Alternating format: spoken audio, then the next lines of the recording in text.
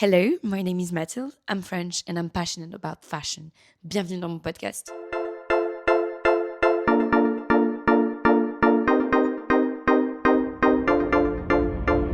New York. Everything moves faster here. Deals are made just in a minute and trains change overnight. You don't walk, you keep up.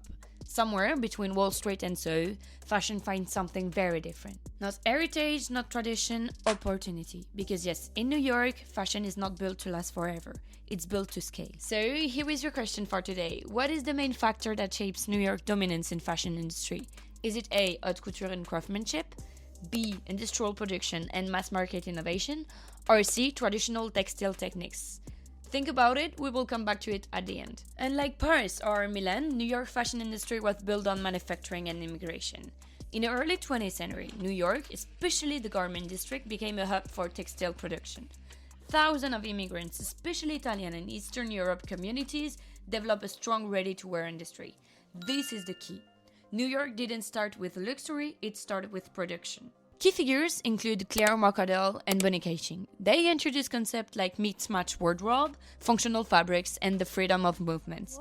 This was a radical shift from Europe fashion, which was still formal and restrictive. It's in the 70s and 90s that New York transformed again. Designers didn't just create clothes, they were building scalable brands, and I'm pretty sure you know the key figures such as Ralph Lauren and Calvin Klein.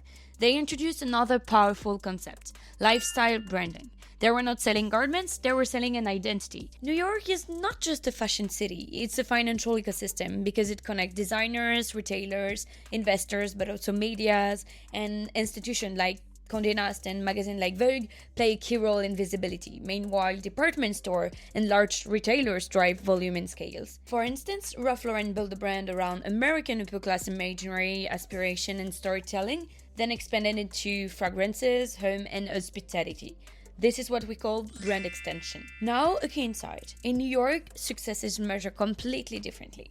It's not only about creativity, but more about revenue, growth, market share, and this is called commercial performance. Designers must constantly balance creativity and profitability.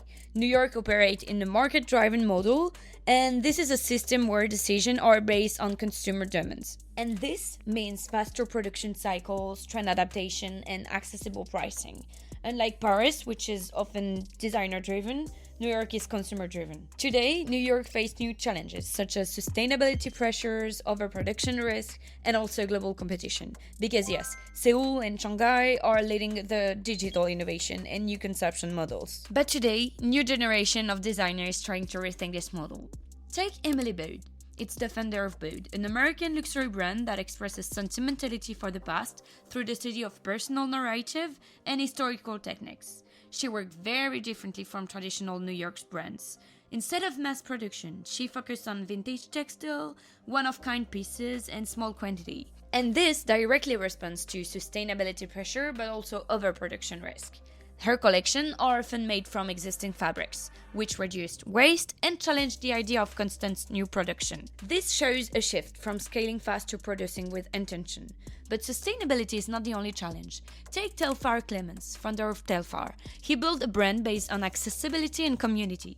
Instead of traditional luxury model, he introduced the bag security program. And this system allowed consumers to pre-order products before they are produced. This reduces overproduction and aligns supplies with actual demands. It's a hybrid model between fashion and tech logic. Guys, let's go through a few key terms that you might not be familiar with. First, ready-to-wear. This refers to clothes that are produced in standard sizes and sold in stores.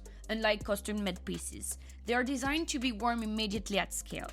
The next one is garment district. This is a specific area in New York City, historically dedicated to fashion production.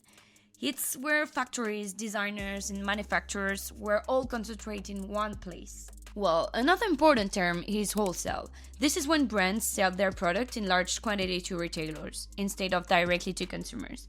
This is a key part of how fashion business grow. Then, merchandising. This refers to how products are presented and organized to maximize sales. It includes everything from store layout to product placement to pricing strategy also. And finally, drop model. This is a strategy where brands release product in limited quantity at specific moments. It creates urgency and drives demand.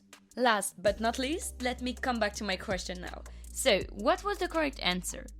Well, it was B, industrial production and mass market innovation. Because yes, New York became powerful because it combined production, scalability, and business strategy. If Paris defined style, then New York built a system that scaled. Guys, I really hope that you enjoyed this episode. See you in another one. Until then, take care.